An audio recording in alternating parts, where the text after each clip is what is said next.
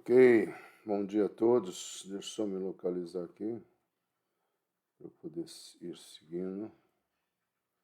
Deixa eu ver se o som tá bom também. Ok, tudo jóia, graças a Deus. Bom dia, amados, bom dia a todos. Nós estamos com uma diferença de alguns minutos aqui no meu relógio, mas nós vamos começar assim mesmo.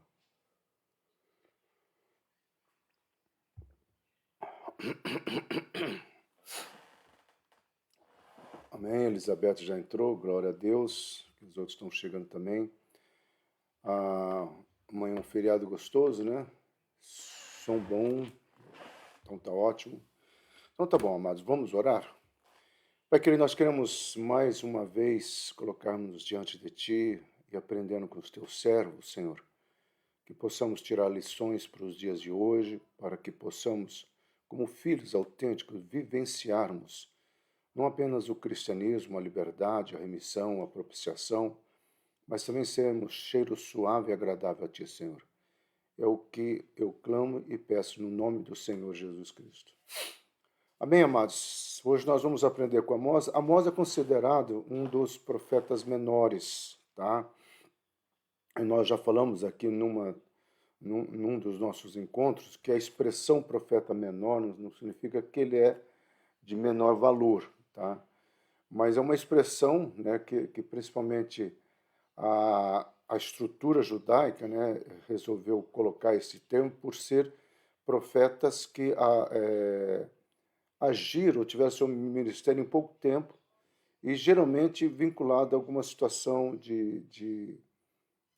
do cativeiro. Então eles colocam assim, tem várias possibilidades. A primeira é essa, tá? Que é um grupo de profetas que atuaram num tempo, né, que chama shortcut, né, um tempo curto, tá?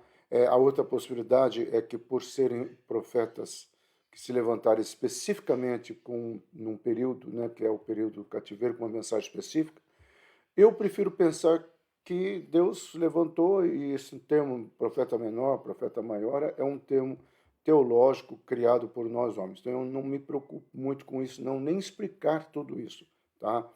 A minha preocupação maior está realmente entendendo. Então, o que nós vamos aprender hoje? Primeiro, a questão muito clara, amado, é que aquilo que nós já falamos com Jeremias, né? Que Deus ele não escolhe pessoas qualificadas, mas ele escolhe pessoas para qualificar. E isso é muito importante porque os profetas menores, talvez essa seja a maior ideia, eles estão vinculados a essa classe, né? Você vai ter Amós, vai ter Oséias, vai ter Zacarias, então você vai ter Malaquias, que são pessoas que de um certo modo eles estavam numa estrutura não muito bem equipada. Alguns colocariam até Jonas aqui, mas Jonas teve um papel muito importante, né, na questão do rei Roboão, e que vai estar mais ou menos acontecendo um pouquinho quando Amós começa a falar, ou no período, né? Tá? Então, assim, então, esses termos enfatizando, eu não estou preocupado, mas é importante que você saiba que são pessoas que Deus usou de maneiras diferenciadas. Talvez o que nós temos mais dificuldade em entender é a vida de Oséias, né? Pela maneira como Deus levou ele a transmitir a mensagem, uma maneira tão peculiar. Conceição, saudade, Tatiana, Rosângela, Elizabeth, todos vocês aí, Jussier, sejam bem-vindos em nome de Jesus. Elizabeth, o som aqui tá bom, tá? Você está colocando som ruim ou som o quê? Porque até outras pessoas já colocaram ali. José, o som tá bom para eu poder continuar?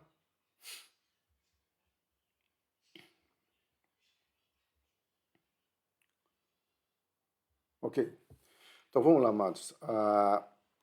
Nós não vamos estudar as palavras no hebraico, mas são dois versículos que eu iria destacar, tá? Mas eu vou pegar só esse aqui, que talvez seja o principal. Nós não vamos estudá-lo, tá? Porque ficaria muito tempo nós pegarmos a questão do hebraico. Mas o versículo-chave de Amós é este e o 5, e o capítulo 5, versículo 4 em diante. Tá? Mas esse aqui é o que eu mais uso. Né? Portanto, assim te farei, ó Israel, e por isso te farei, prepara-te, ó Israel, para te encontrares com o teu Deus. Então, essa palavra prepara-te, ó Israel, praticamente é um âmago, tá? É a essência da mensagem de Amós. Ele vai falar isso e ele vai falar: buscai ao Senhor e vivei. Já no capítulo 5, quando ele vai fazer uma crítica à religiosidade. Mas nós vamos ver tudo isso aí por detalhe. Como eu disse, nós não vamos estudar as palavras no hebraico, senão ficaria muito grande, né, os slides. Mas tem coisa para você entender. Jeroboão II era o rei do norte, em Israel, e Uzias era o rei do sul, em Judá. Nesse mapa está Roboão, que são os pais, né? E Jeroboão, que é o pai, vem Jeroboão pai, Jeroboão primeiro, depois Jeroboão segundo, tá, gente? Mas quando ele vai atuar, ele atua no reinado desses dois. Lembrando que esse Uzias é aquele rei precioso aos olhos de Isaías.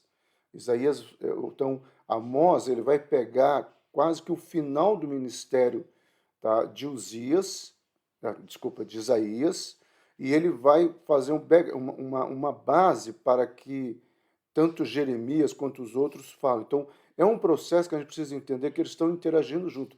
Israel nunca poderia reclamar que não teve tempo, tal mensagem. Então, nesse tempo, dois profetas foram levantados por Deus para trazer a mensagem aos dois reinos. E eles intercalavam, tanto Oséias quanto Isaías, junto com Amós, é claro. Tá? Mas Isaías, ele vai trazer uma palavra tremenda. Isaías é o profeta mais messiânico do Velho Testamento, tá? Eu brinco com os meus alunos: se você espremer Isaías, cai o messianismo, entendeu? E já Oséias é aquele quadro que como eu falei, nós vamos estudar a vida dele, tá? Que é difícil nós entendermos, porque o Senhor manda ele fazer uma coisa que aos nossos olhos é absurda, tá? Mas por baixo daquilo, ou no background daquilo, havia toda uma questão didática. O Senhor sempre trabalha de uma forma didática. Lembrando que ele fez isso com Jeremias. Jeremias, vai lá no mercado, né? Vai lá no shopping, compre um cinto. Comprei o cinto, Senhor. Agora vai em algum lugar, enterra esse cinto. Ah, tá, enterrei o cinto. Passa um tempo, Jeremias vai lá, desenterra o cinto, e o cinto está podre, tá vendo? É assim que Israel está. Poderia falar logo, né? Mas é a maneira que Deus teve para trabalhar. Então, nós precisamos entender, gente, que nesse período, essa talvez seja a imagem mais próxima. Quem já foi em Jerusalém sabe que praticamente algumas coisas já estão totalmente quebradas, né?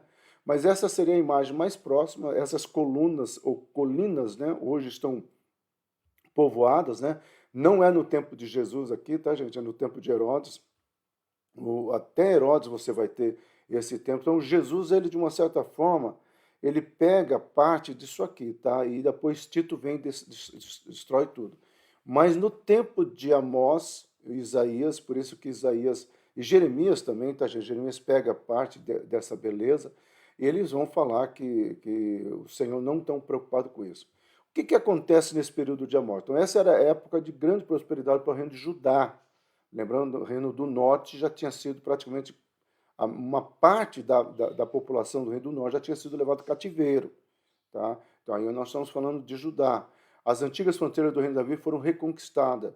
Então, tanto Roboão, Jeroboão I, Jeroboão II, eles fizeram um trabalho de solidificação. Depois vem Uzias, tá? Depois você vai ter outros reis que nós já estudamos a vida dos reis, talvez eu o faça aqui, se Deus permitir ou orientar. Mas então você vai ver que tem uma bipolaridade em cada reino. Por quê? Porque você vai ter um rei que vai destruir os deuses pagãos, você vai ter um rei que vai se posicionar, e aí com isso vem. Se estiver pausando, Tatiana, a internet, nossa, tá ridícula, tá? E não é só aqui não, tá? No geral, entendeu? Lá na igreja nós encontramos essa dificuldade também, estamos encontrando lá 600 mega. Aqui eu não sei quanto é que o Malik que pôs, mas é da Vivo aqui, e lá é CTBC. Então, assim, nós estamos à mercê desse pessoal que já estão vendendo a 5G, sendo que a 5G nem existe ainda, né? Passa a ser ridículo, mas tudo bem, vamos lá. Então, você tem essa oscilação dos reis. Ora eles estão numa fase de riqueza, tá? Porque eles obedecem ao Senhor, eles, depois vem um outro, desobedece ao Senhor e entra numa fase de pobreza. Então, guarde essa frase: a prosperidade e a riqueza é resultado da nossa conduta ou do nosso posicionamento com o Senhor.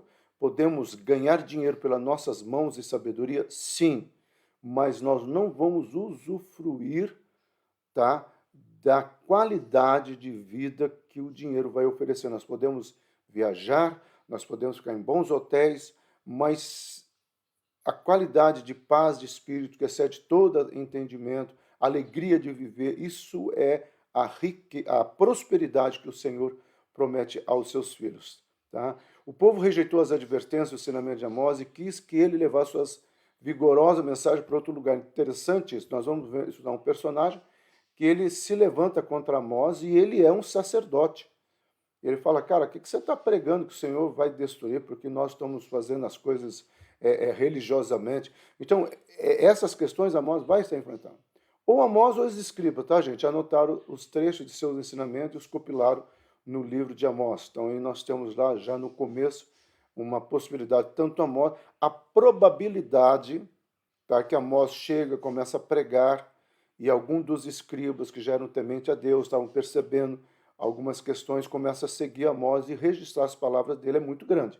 Tá? Essa probabilidade, até possibilidade, ela é real em função de que Amós ele estava aqui acima de 80 anos e ele era um pastor de ovelhas. Então, a probabilidade de que Amós não tinha um domínio das escritas ou da escritura, do escrever, é muito grande.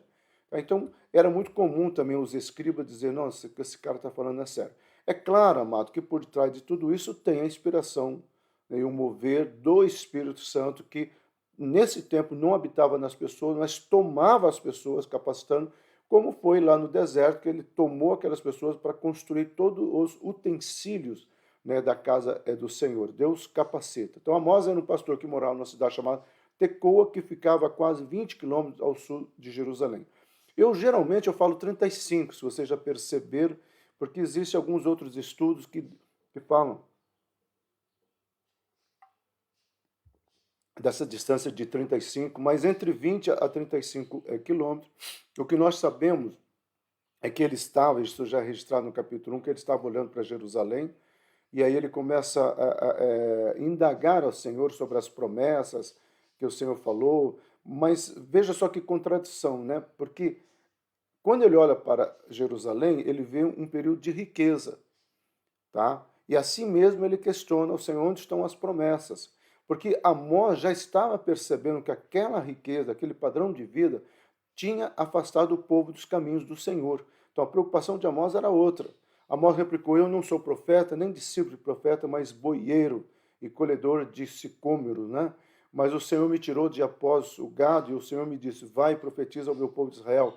Ora, pois ouve a palavra do Senhor, tu diz: não profetizarás contra Israel, nem falarás contra a casa de Isaac, portanto, assim diz o Senhor. Tá? Então, aqui, na realidade, vai e profetiza para Judá e não profetiza para Israel, o reino do norte. Mas, na tradução, mistura-se tudo aqui, por isso que muitas vezes nós temos dificuldade de fazer sempre essa diferença, reino do norte e reino do sul. Então, na esfera de Amós, né, o governo Uzias, lembrando mais uma vez que Uzias é aquele personagem que morre, e quando Isaías vai no templo para chorar a morte dele, tem a visão. Em Israel, Jeroboão II, que já vinha fazendo uma grande caca no meio do povo, tá? Ele já vinha permitindo a idolatria, e com isso ele permite que o povo, ou dá condições para o povo se afastar do Senhor, aí Deus levanta os profetas. Por isso que quando Oséias vai pregar, Deus usa a figura da prostituta. E Deus fala assim: olha, o reino de Israel, ele se prostituiu, mas mesmo assim eu amo. Então vai lá, tire a tua mulher do prostíbulo de novo e vista ela com honra. Então, essa analogia, essa didática, né, maravilhosa de Jesus. Então, Amós invertiu acerca do julgamento que estavam prestes a cair sobre o povo de Israel por terem rejeitado os profetas, eram vários, né? E que a oferta com a qual o Senhor mais se importava é a vida justa. Então, é interessante aqui que a mensagem de Amós é: Deus me levantou, já que vocês não quiseram ouvir os profetas com tradição profética, então Deus me chamou e eu era um boiadeiro, tá? Eu era uma pessoa agricultor, tá? Eu era uma pessoa do campo. E Deus me capacitou e Deus me falou e eu não vou me calar. E Amós não se cala, é interessante isso. Apesar de todas as situações que ele vai enfrentando, que nós já vamos ver. Então Amós profetizou sobre uma fome de ouvir a palavra do Senhor. Interessante que isso daqui, amado, é uma questão escatológica, ou, ou profética futura, porque isso vai acontecer, tá? E nós já vamos falar um pouco sobre isso, tá? Durante essa fome, as pessoas sairiam buscando a palavra do Senhor. Os ensinamentos inspirados dos profetas proferidos com autoridade, mas não iriam achar.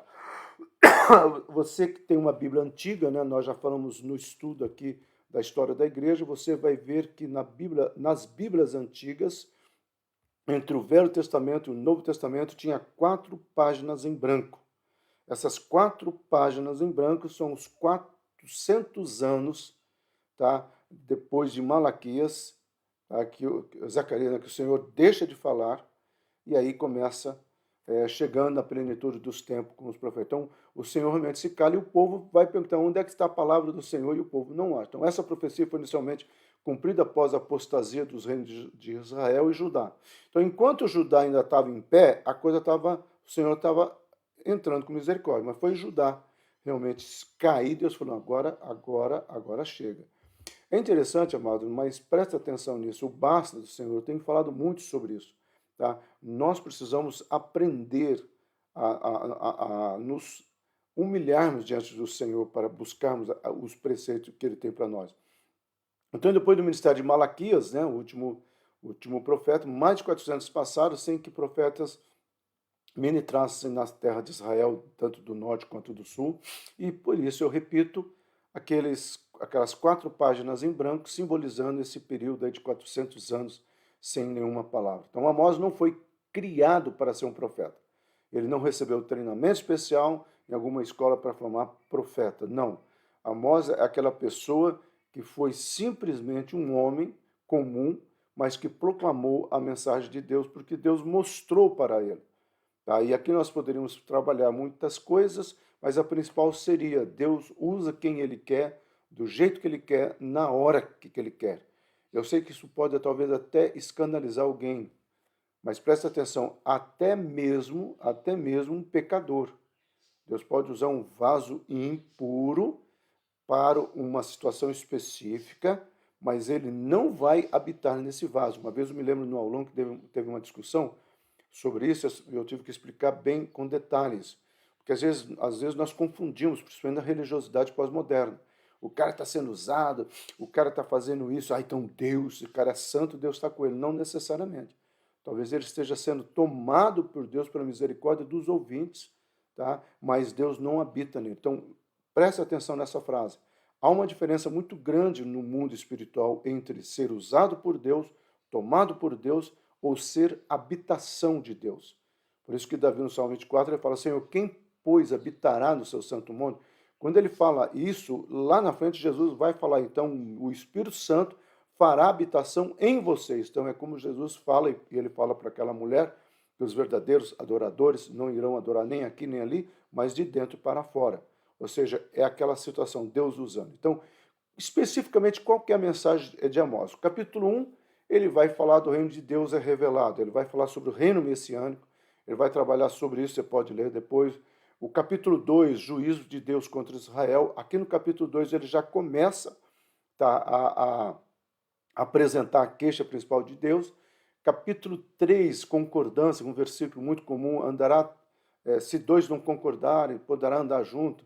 Então, o que Amós fala? Gente, como é que vocês podem falar que Deus está com vocês, que vocês têm uma relação com Deus, se vocês não estão em concordância?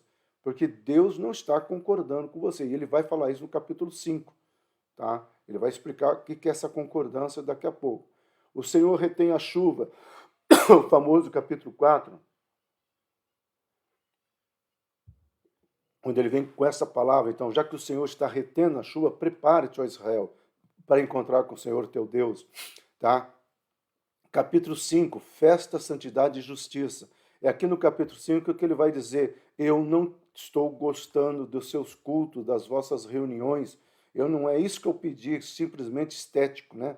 Por isso que eu sempre falo isso na Monte Hebron em algumas situações, o quanto que o capítulo 5 de Amós, ele pode ser tremendamente contextualizado nos dias de hoje, né? Aquele momento que Deus fala que ele não está preocupado, né, com a estética, né, mas ele está preocupado. Ô Sandra, se você puder depois mostrar esse slide, Augusto, não sei se está aí, né, para o teu filho, que talvez isso aqui ele possa se interessar. E o capítulo 6, juízo contra Sião, onde Deus, aí Sião é Jerusalém, especificamente Jerusalém, tá?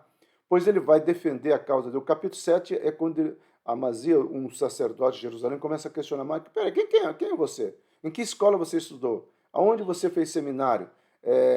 Qual que é o teu background? Né?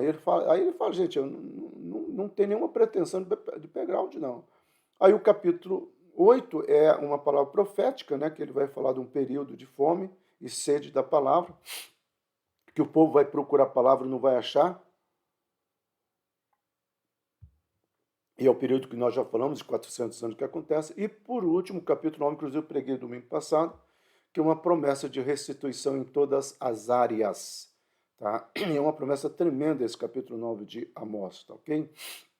A pregação dele parecia ridícula. Como poderia uma nação forte, vivendo na luxúria do poder militar, ser tão rapidamente destruída?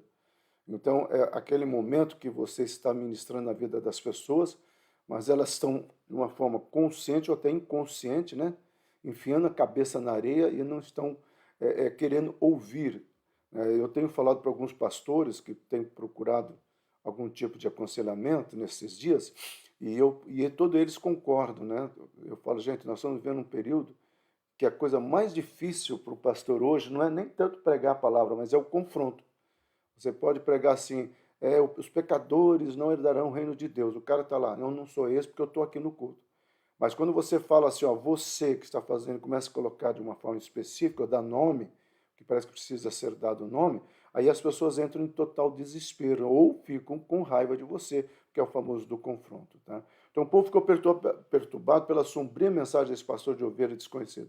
Era um homem desconhecido, não era conhecido em Jerusalém, e de repente ele começa a pregar uma mensagem que começa a criar um questionamento na cabeça das pessoas, e as pessoas falam, será que ele... Tanto é que o sacerdote levanta para fazer uma crítica pesada contra Amós, e o próprio sacerdote vai conclamar o povo a não acreditar nesse pastor, e ele vai tentar denegrir a imagem de Amós. Aí você tem todo o texto falando sobre isso, nós vamos citar algumas coisinhas também. Então, até mesmo os líderes religiosos que deveriam compartilhar a nobre missão de Amós rejeitaram a sua pregação. Então, as pessoas estavam literalmente com os corações fechados, né? Nós temos uma expressão que Paulo fala, cauterizados, né? Apedrejados, feito pedras, né? E as pessoas não querem ouvir. Nós já falamos aqui algumas situações que é exatamente como no tempo lá de Moisés. Moisés não, Noé, desculpa. Noé falando e o povo rindo e achando até graça daquela situação. Então, esse é a questão do coração feito pedra. Tá? Por isso que o Senhor fala, eu tirarei o vosso coração de pedra e dar-te um coração novo, justamente com relação a isso. Então, um sacerdote chamado Amazias disse a ele que voltasse para o seu próprio país e que nunca mais profetizasse em Israel. Então, começa aqui alguns erros, né? Ele não é de outro país, ele é da região de Tecoa, tá? Então, é uma contradição, por isso que alguns falam que ele não era judeu, mas não tem nada a ver por causa do então, quanto ele conhecia Deus, o quanto ele conhecia as profecias de Deus para com Israel. Então, praticamente, o que Amazias vai falar? Primeiro, Amazias usou sua influência política. Você vai ver já no capítulo 7, tá? Ele fazendo um conchavo contra Amós, ele tentando movimentar pessoas, tá? Para que ela se levantasse contra Amós. E vai toda uma questão de argumentação. Segundo, usou o povo e não a palavra de Deus, entendeu? Em vez dele consultar a Deus, buscar a palavra de Deus, ele começa a influenciar o povo. Então, ele vai influenciar a liderança política, ele vai influenciar o povo também. Dizer, você acha que Deus vai permitir que essa magnitude, essa beleza desse templo seja destruída? Por isso que Jeremias, né, Deus fala para Jeremias, vai na porta do templo e profetiza, não ficará nada aqui, o Senhor não está nesse lugar. O próprio Jesus, lá na frente, vai dizer, mas já pensando na destruição final, porque nessa primeira destruição aqui na época desses profetas, os utensílios, né, da casa do Senhor são tomados, o templo é tacado fogo, mas aquelas estruturas todas lá, elas não caem, né? Aquela imagem primeira que eu coloquei lá. E somente título ele põe para baixo. Lembrando que os romanos tinham aqueles lança-pedras, né? Catapultas, né? Parece que é mais ou menos assim, lança-pedras, né? Então ele faz questão de destruir, colocar o templo abaixo, que é o que Jesus falou, não restará pedra sobre pedra. Inclusive até hoje, quem for para Jerusalém, aquelas pedras grandes caídas lá, foi Tito que derrubou. Depois vieram as cruzadas, depois vieram uma série de momentos onde foi destruído totalmente. Por isso que alguns messiânicos, né, dizem que houve essa destruição. Depois houve mais duas, né, ataques, né, uma forte contra os muros, né, principalmente do templo. Então, as 3 vezes, pedra sobre pedra, em 3 dias edificarei. Então, eles fazem uma analogia, por isso que eles acreditam que agora é o momento desse templo ser reerguido. Mas nós não sabemos especificamente isso aí. A Amazias, né, desprezou não apenas o profeta, mas os profetas, tá? Lembrando que nós vamos ter outros profetas pregando, e Amazias, talvez pensando no conforto que ele tinha, imagina morar naquela estrutura toda, e lembrando, gente, que a fidelidade do povo de Israel para com a casa de Deus é algo impressionante. Você lembre-se que até hoje eles são fiéis dizimistas. Tá? Todo israelita espalhado no mundo manda o seu dízimo por uma conta que é que chama Sião, né? O sionismo, projeto sionista. Tá? E eles ainda ajudam e sustentam Israel. Israel não vive só disso, tá? Mas grande base, e eles ajudam os judeus no mundo inteiro. Então, a fidelidade, né, da, do povo judeu está aí. E é o segredo, amado. O segredo é ser fiel no pouco e no muito eu vou te abençoar. Tá? E, por último, defender o seu território, que aí é o capítulo, versículo 13, você tem o versículo 10, o 11, o 12 e o 13, até que é o contexto assim da defesa de Amazias, pensando nele. O que é mais forte é o 13, porque ele vai demonstrar claramente que ele estava mais preocupado mesmo era em não perder aquela boquinha que ele tinha ali, que é viver naquele lugar. Então, aquele povo, como muitas pessoas religiosas hoje, interpretava a prosperidade como sinal da aprovação divina e, por isso, foi resistente aos desafios lançados por profeta como Amós. Amado, o sinal de Deus é a riqueza e a prosperidade, não é apenas a riqueza. Porque se for assim, toda igreja grande, toda igreja rica é abençoada. Não necessariamente. Você vai ter estruturas megalômicas, né, de igrejas que Deus mesmo, ao longo do tempo, permitiu que elas não seguissem à frente, como aconteceu na Europa, aquelas igrejas, mesmo luteranas, grandiosíssimas, né, que hoje são estrutura de mercado, são mercados, usar a estética, são templos bonitos, e também com pessoas. Nós confundimos muito isso, né? É claro que a riqueza, ela é um sinal da bênção de Deus, sim, mas junto com a prosperidade. Então, como é que eu entendo isso, pastor? Amado, a prosperidade é aquilo que eu já falei várias vezes, tá?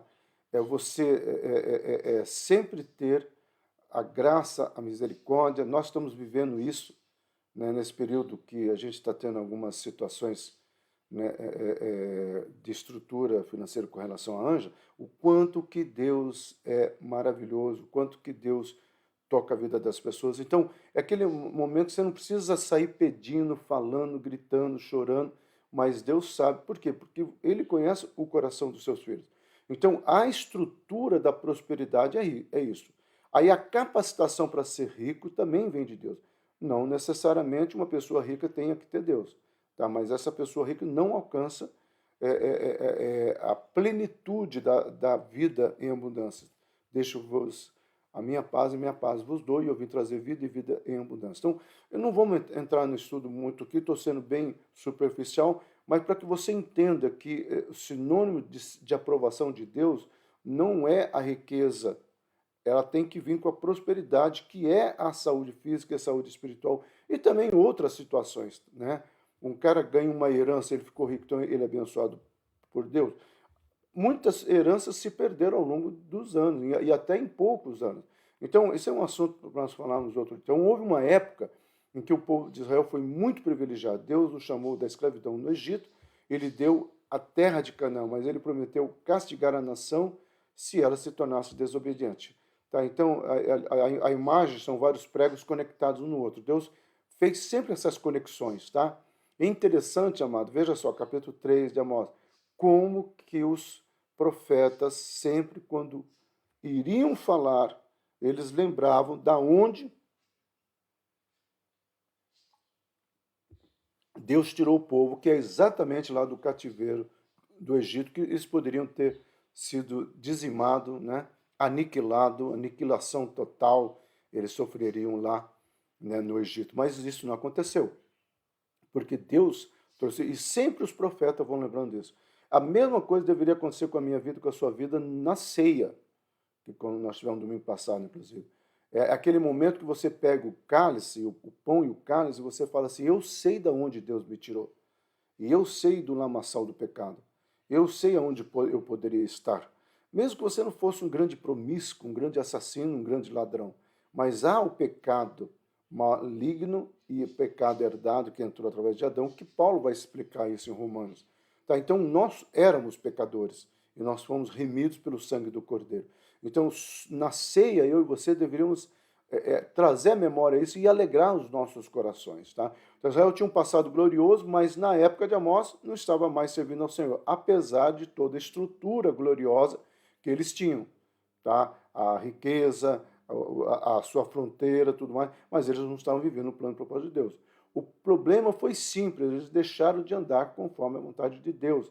Andarão dois juntos se não houver entre eles acordo? Pode, né? Para que lado vai puxar um, para que lado vai puxar outro? Então, é o que Amós, a grande palavra é de Amós. Não existe concordância entre o que Deus está fazendo e o que você deveria fazer com Deus. Então, essa palavra vai ser muito pesada. Então, o povo se acostumou tanto com a sua prosperidade e conforto que gozava, que não conseguia nem imaginar um castigo severo. Ou seja, eles estavam gozando de uma alegria tão grande, em vez de acontecer no coração deles gratidão, reconhecimento que é a boa e poderosa mão do Senhor. O que Deus espera de nós é isso, meu amado. Aquele momento que você comprou um lanche, que você comprou uma janta, que você comprou uma roupa, que você adquiriu um veículo bom, conseguiu comprar um imóvel, seja numa coisa simples, uma coisa grande, né? Em tudo dai graças. Porque dar graça não é Senhor, muito obrigado. Senhor, não é essa oração mecânica. O dar graça é você reconhecer, tanto é que a palavra graça, né, vem da raiz do grego doxolo, você reconhecer, você ser grato, você reconhecer que aquilo é a boa e poderosa mão do Senhor. Uma das frases que meu pai sempre falava e que ele falava, Silas, nunca se esqueça dessa palavra Ebenezer. Até aqui nos ajudou o Senhor. Então, em cada momento, em cada situação, você olha um simples sanduíche que você está comendo ou que alguém pagou para você, tá? Aliás, faz sempre que ninguém passa lá para me pegar para fazer um lanchinho. Alguém pagou um lanche para você, tá? Aí você fala, Senhor, agradeço a pessoa, é claro, mas você fala, Senhor, muito obrigado porque o Senhor tem cuidado da minha vida. Então, são questões que você tem que entender isso. O povo de Israel levava sacrifício diário, mas Deus rejeitou. Apesar de participarem de alguns atos de adoração, esses israelitas não se converteram ao Senhor. Então, você vai ter aí o capítulo 4, vários versículos, tá, onde o Senhor realmente vem dizendo, olha, o tempo de você está contado. Por isso que a palavra de Amós, né, no versículo 12, prepara-te, ó Israel, para encontrar com o Senhor teu Deus. Olha, analisa Israel, veja o que está acontecendo com vocês, tá? Veja o que o Senhor está falando. Mas a dureza do coração era tão grande, amados, como eu disse, né, que eles não quiseram ouvir esta palavra. Deus não procurava alterações ou melhoramentos humanos, tá? Como ele vai falar isso no capítulo 5. Eu não estou preocupado com essas festas que vocês aprimoraram, que nem nós hoje temos toda essa tecnologia ao nosso uso, né? Seja o data show, seja os instrumentos, seja o microfone, seja, olha aqui, ó, nós não tínhamos condições, nem tínhamos pensado, né? Quando começou a pandemia, a primeira preocupação que eu tive é e o aulão, como é que vai ficar? Aliás, era a primeira preocupação da Vassos, como é que vai ficar o aulão? Aí, de repente, olha como que Deus, né, foi trazendo toda essa tecnologia para nós estarmos aqui hoje, falando, ensinando e caminhando nesse aprendizado. E o que tem sido maravilhoso, porque na realidade, ó, você vê na plataforma ali, está dizendo que tem 14 pessoas. A média do aulão, gente, era 4 pessoas, 3 pessoas, né?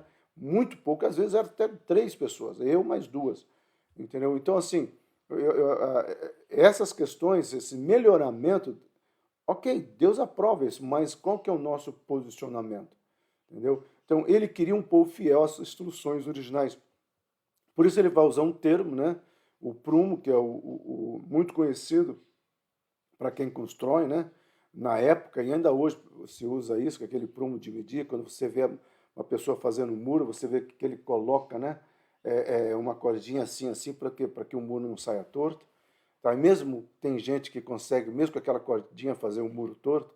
Mas, enfim, ele vai usar essa expressão, que é uma questão de você deixar a coisa. Então, o Senhor tinha um prumo na mão e disse que poria um prumo no meio do povo. Então, Deus estava dizendo que é o seguinte, ó, chegou o tempo, e nessa contagem de tempo você tem que estar se posicionando. Então, Deus voltou séculos depois da construção original de Israel para ver se o edifício ainda estava reto segundo a planta original. O que eu quis dizer aqui, tá? O que Deus estava fazendo através de Amós Deus falou, ó, eu estou olhando desde lá de trás, gente. O que eu fiz para vocês, as bênçãos que eu coloquei para vocês. É como se Deus tivesse, e tem um autor que vai escrever um livro sobre Amós, e o título é Deus no banco do réu. Ou seja, Deus se permitindo ser julgado. Porque é mais ou menos isto que Amós vai fazer com Deus. Deus, o que deu errado?